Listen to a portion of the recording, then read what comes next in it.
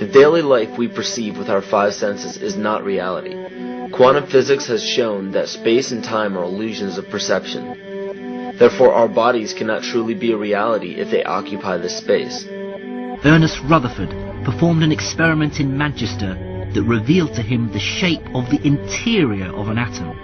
Scientists were shocked to discover that the atom is almost entirely empty space. The question then became, how could this empty atom possibly make the solid world around us?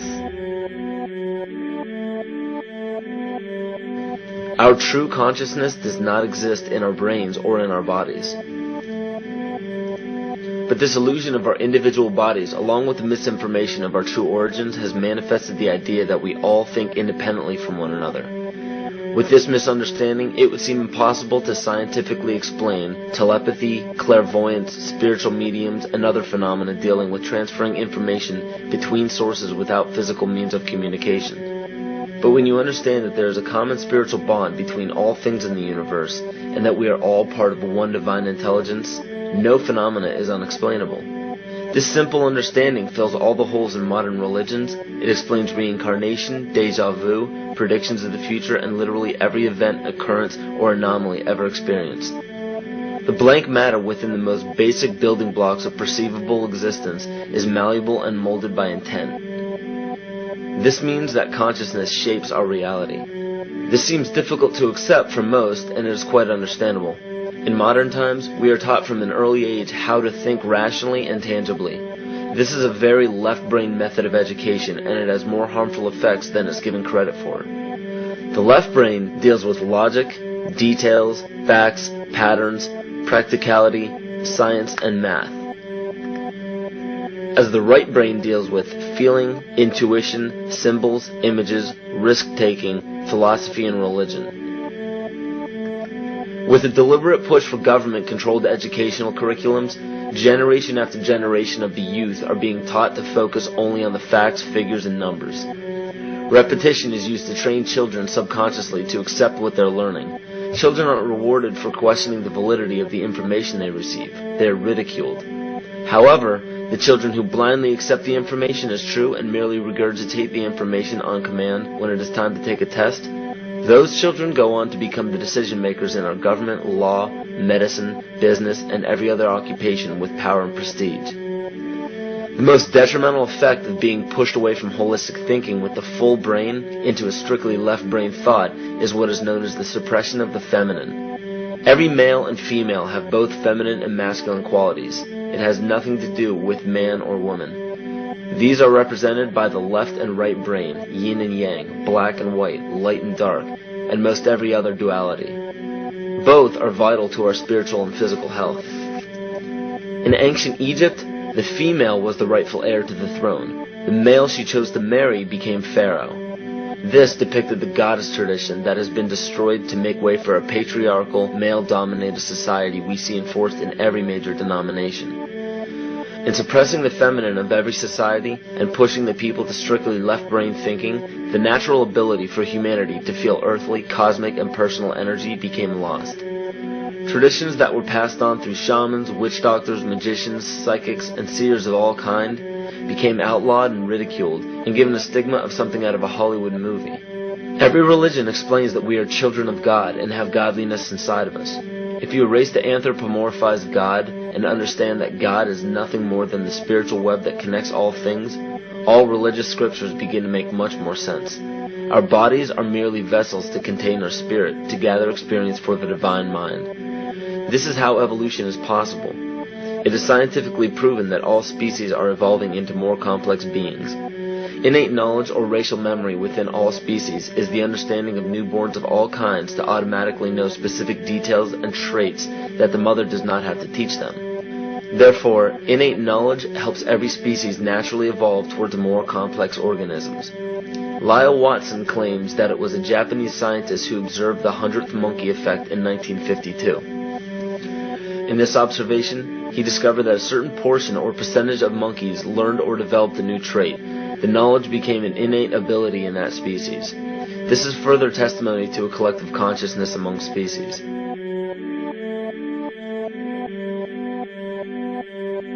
Everything in existence has a natural vibration to it, from our atoms all the way to the vastness of the universe. To show a simple connection between the earth and our bodies, take a look at our body's harmonic focal points, better known as our chakras. Just as there are harmonic focal points on the guitar string, there are locations within our body where our vibrations culminate. In Eastern philosophies, these 7 chakras are used to bring health and balance to the physical and spiritual body. Our Earth also has 7 chakra points at equally distant locations from one another. There is 1 chakra point on each continent. The root chakra is in Mount Shasta, California. The sexual chakra is in the Isle of Sun, Lake Titicaca in South America. The solar plexus chakra is in Uluru Juta in Australia. The heart chakra is in Glastonbury or Shaftesbury, England. The throat chakra is where the Great Pyramids of Giza in Egypt are. The heart chakra is at Kuhe Malak Sia in Iran. And the crown chakra is at Mount Kailas in Tibet. Scientifically, this is explained because at the core of our Earth there is a molten iron crystal that resonates at approximately 7 Hertz. There are energy vortexes all over the Earth where electromagnetic energy emanates. There are also several vile vortices surrounding the equator where strange anomalies occur, such as radio and compass malfunctions, as well as plane and ship disappearances. You may have heard of a few of these. So the intangible parts of our existence, such as emotions, are part of the true reality of higher consciousness. If emotions are part of a realm that we cannot experience with our 5 senses, then how is it that we are all aware of our emotions? What most people believe to be emotions are not truly the emotion itself. What we are experiencing is the physical manifestation of these emotions. Anger causes disturbance in the psyche, which manifests itself in the ego. These manifestations cause the heart rate to increase, body temperature to rise, and spawn many other physical traits that signify anger. Just as music from the radio is a physical manifestation of an intangible signal, our experience of emotion is the physical manifestation of an intangible signal as well. It has been shown that our emotions have a vibratory frequency to them. Furthermore, there are only 2 emotions that humankind experiences: fear and love. All other emotions branch either directly or indirectly from these 2 emotions.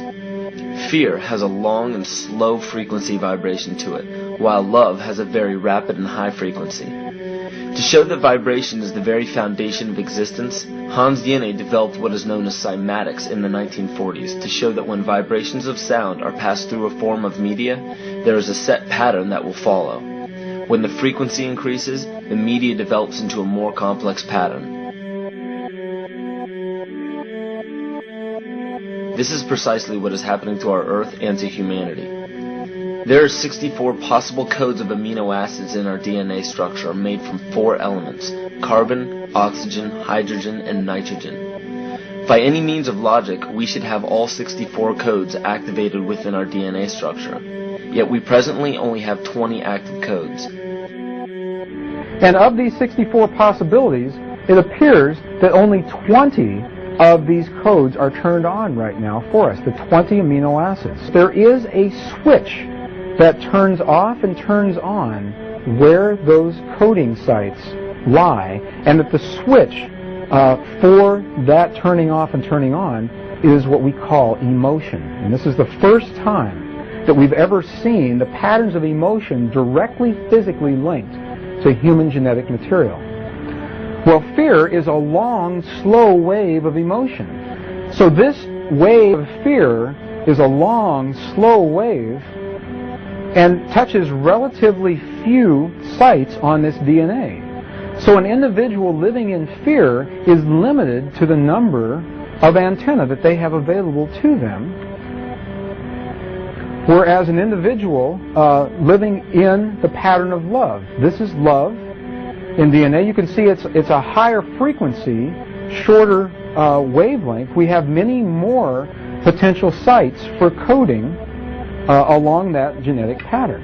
This information, this is amazing. This is the first time we've ever had a hard digital link between emotion and genetics.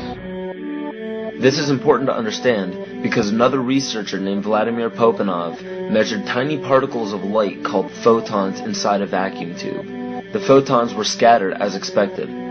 A sample of DNA was then entered into the vacuum tube and they measured the photons again. They found that the particles of light aligned themselves along the axis of the DNA. Then, as they removed the DNA sample, the photons remained aligned to the same form of the DNA, even though no DNA was present. This is what is known as the phantom DNA experiment. Science has now bridged a very important gap between physical and ethereal, or spiritual. Our emotions directly affect the structure of our DNA, which directly shapes the physical world we experience every day. So the messages left by the ancients that we've explained here were more than just prophecies about a one-world government or a new world order. We now understand why the study of the heavenly bodies were so important. The rotation and orbit of all that makes up our universe serves as a clock to map changes and transitions. Bodies were so important. The rotation and orbit of all that makes up our universe serves as a clock to map changes and transitions. This helped the ancients understand that the change of the heavenly bodies were a mirror to the changes of all existence. December 21st, 2012 is simply a natural transition from one form of energy to the next, the transcendental evolution of man. This date is what's known as 0 point. Our sun, as well as our planet Earth, is losing its magnetic field as the Earth is slowing in its rotation. All the while, its base resonant frequency, also known as the Schumann cavity resonance, is increasing in accordance with the predictable sequence of the Fibonacci theory. At a cellular level, our bodies respond to an electromagnetic pulse. The ancients called this the sacred circuit. The cells receive this pulse from the brain, which receives its pulse from the heart, which receives its pulse from the earth. This pulse comes from the solar system, which from there comes from the galaxy, which ultimately comes from our entire universe. We literally share a pulse with all of existence. Yet another example of everything being one. For as long as scientists have been recording the Earth's pulse, it has remained at approximately 7.8 cycles per second. This was a constant fixed number until 1986 into 1987. It rapidly began increasing to about 9 cycles per second in 1996. So in one decade, it increased by about 2 cycles per second. By 2012, this pulse will be right around 13 cycles per second, just as the Fibonacci theory indicates. What does this mean for humanity? Just as cymatics has shown that higher frequencies result in more complex patterns, we are now experiencing the beginning of a major shift in both physical and spiritual vibration. It's difficult to understand what exactly will happen to our physical bodies, but ancient scriptures, pagan and monotheistic religions, mystery schools, and secret fraternal orders have all given indications as to what this experience will be like.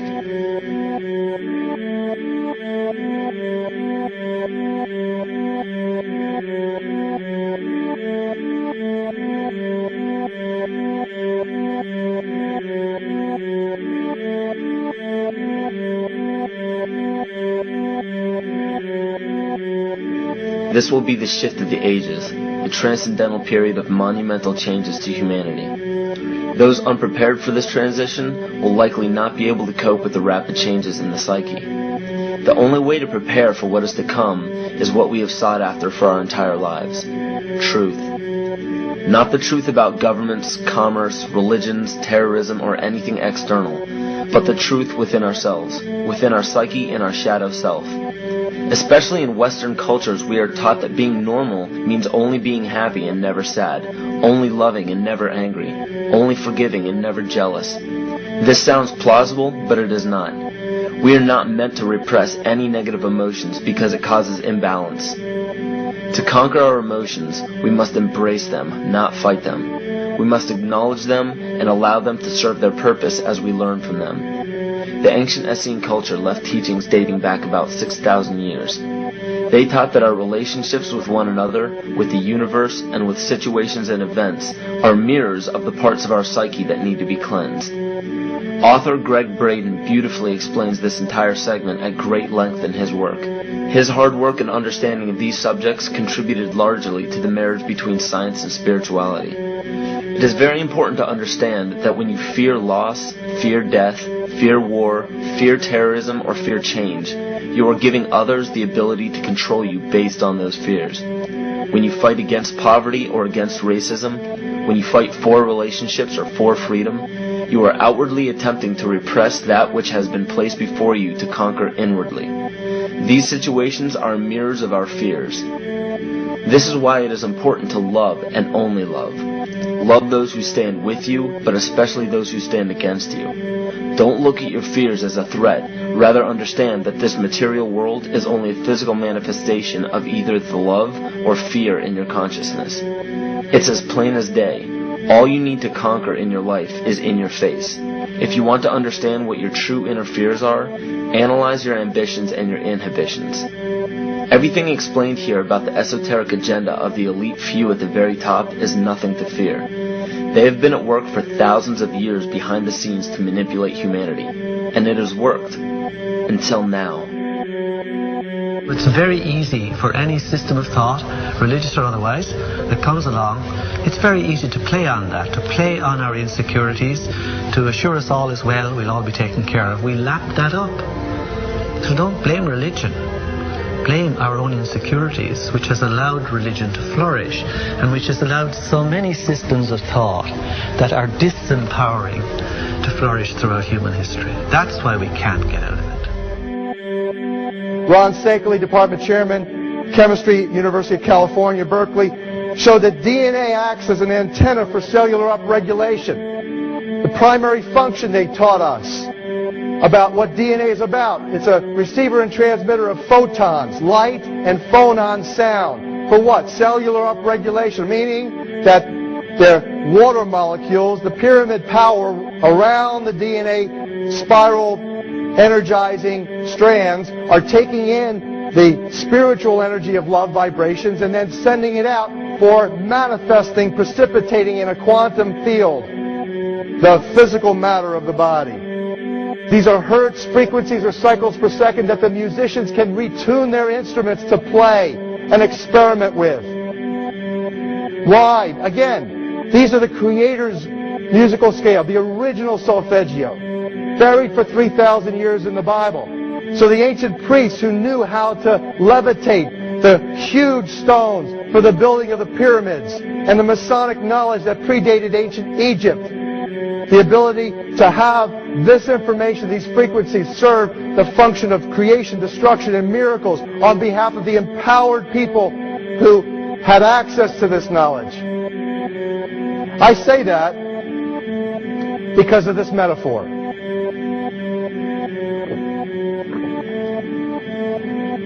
This is the difference between the power of our Creator and anything else, particularly evil. That you can go into a pitch black room full of evil, full of darkness, and light a little candle, and instantly that darkness flees. But you can't do the opposite. You can't go into a well-lit room full of truth and wisdom and righteousness and joy and health and harmony with the universal power. And you can't take any amount of darkness and go into that well-lit room and have any effect whatsoever. That is the metaphor which I frequently think of when I think that I'm not empowered. It is the greatest lesson for me, and I think for everybody else, to know that we're on the winning side and that we win in the end. As you are watching this, understand that it is not a fight to be fought. It is not a war to be waged. No gun rights have to be exercised. Not a finger has to be lifted. Most people wonder how one person can make a difference. They ask that if all this is so simple and this information is available, why hasn't someone else conquered their fears and changed the world for everyone else? This is the most difficult and beautiful conundrum to our lives. Your reality affects you and only you. Your curiosity has led you to this genre of information to serve a very specific purpose in your life. To understand visually how the universe is truly a hologram, a math professor at Yale University developed a formula that is plugged into a computer program. Named after him, the Mandelbrot set shows a seemingly disorganized pattern. But no matter how far you zoom into the design, you will always find the same pattern within the whole pattern. Each fractal, broken down infinitely, will always reflect the whole. When one fractal changes its pattern, the sum total of the whole pattern changes along with it. This exemplifies that the whole world does not need to be awoken. There is no race to inform the 6 billion people on this planet of this message. It is only important that you, personally, learn to conquer your innermost fears and learn to love. When you see your fears for what they are and master your emotions, then, and only then, will you truly be free.